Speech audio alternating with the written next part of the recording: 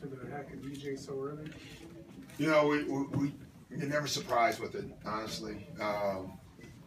You know, it's a strategy, and again, you can use it. We've done it too. So, you know, I thought we handled it okay. I thought we tried to play too fast for a little stretch there, trying to beat it. But once we just decided, you know, I told our guys at halftime, we scored 60 points, you know, with them doing it, but we gave up too many points. And so it's funny, I was upset because of that. I thought we were thinking about that instead of thinking about defending. And in the second half, I thought we did a better job of defending, and the game changed. In the first half, DeAndre's rolling his eyes a little bit. And it seemed like it was maybe bothering him. Yeah. For him to stay in the game in the second half and to be such a big part of what you guys did in the first half, what does that say about his kind of on-court growth? It's great. You know, he's had practice at it. You know, he really has. And, you know, I just kept telling our guys, hey, guys, they're going to foul him, and he's going to play, and let's just keep playing. And I thought, you're right, though. I thought all of us kind of got freaked out by it early, and then I thought after that we were fine. Doc, why did you decide not to take them out early on when they were doing that? I have no idea. I really don't. I mean, I don't have a strategy for it. I look at the score. I look at fouls. I look at the rhythm of the game. You know, it was hurting us, but I didn't think it was hurting us enough to take them out. You know, because his defense is so important, Mark.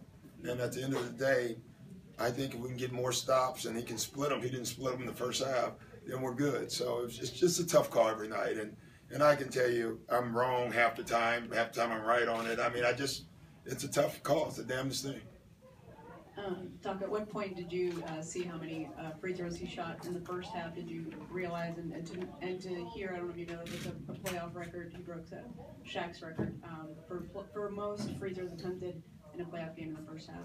Well, 28. I hope that's a record. No. Please tell me that's a record.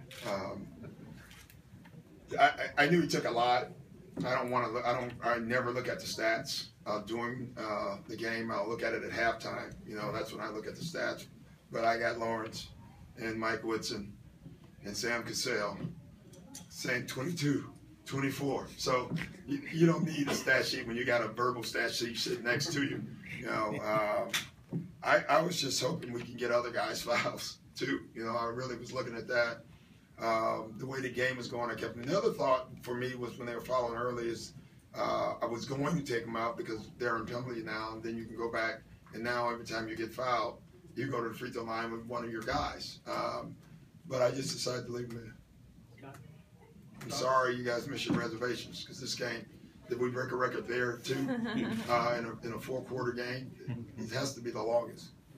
Doc, was tonight an example of the hacking hurting the team that was doing it more than the team being fouled? And do you think that it played a factor in them never really seeming to get into a rhythm and falling apart in the second half? You know, I don't know, Scott.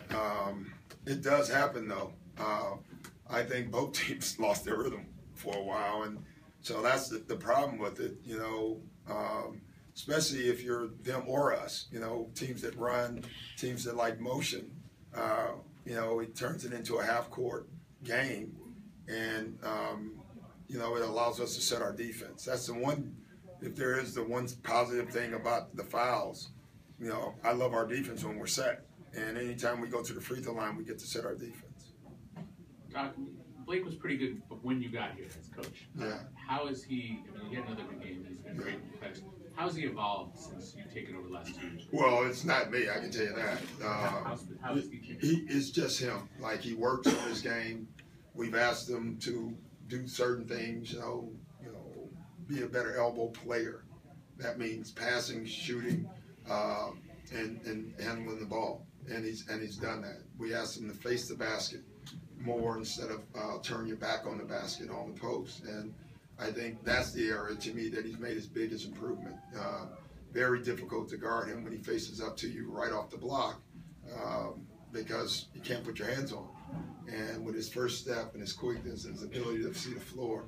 So, but I just, you know, you guys don't see it, but the hours that he puts into it is what he's done.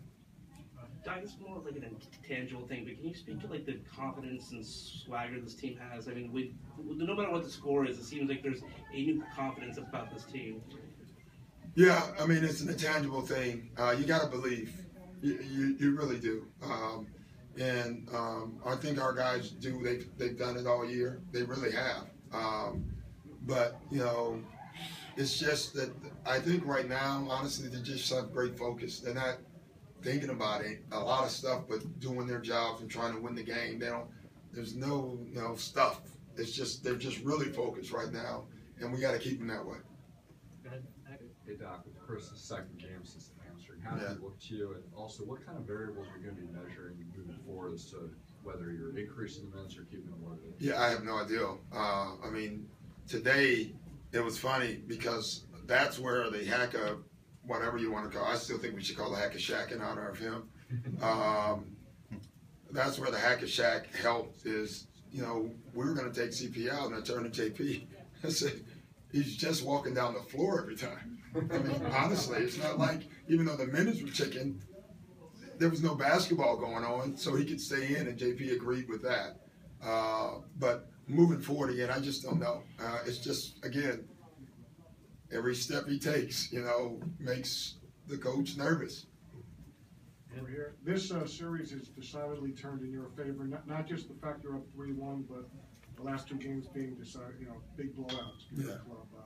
How do you feel about your team's position?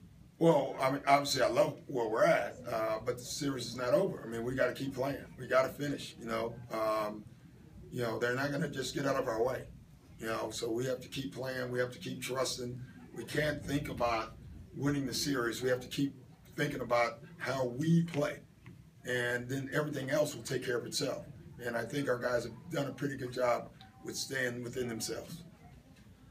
Doc, I know pregame you said you only think about last year when we bring it up, but we'll bring it up once more because you guys are one win away from going to a place this franchise has never been before in the conference finals, and that's coming 1 year removed from what may have been the lowest point in this franchise's history. What does it say about this team's resolve to have this opportunity, and how meaningful is that to you to have this shot?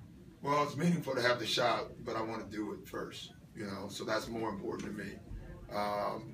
The fact that it's anniversaries, I try not to know the anniversary, half the men in the world can't remember their wedding anniversary. Why would I ever want to remember that anniversary when you think about it, So for me, it just tells you about our growth, though. I think our guys and our organization is growing, but we I don't want to go there.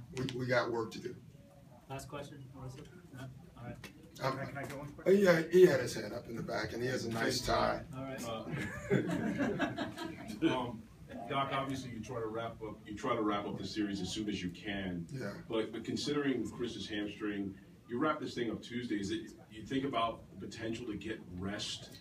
I don't, but I know what you're saying. Like, I want them to focus on Tuesday's game, and then whatever happens after that happens. But we got to do our job first. Obviously, it'd be a great thing to have. Thanks, guys. Thanks, guys.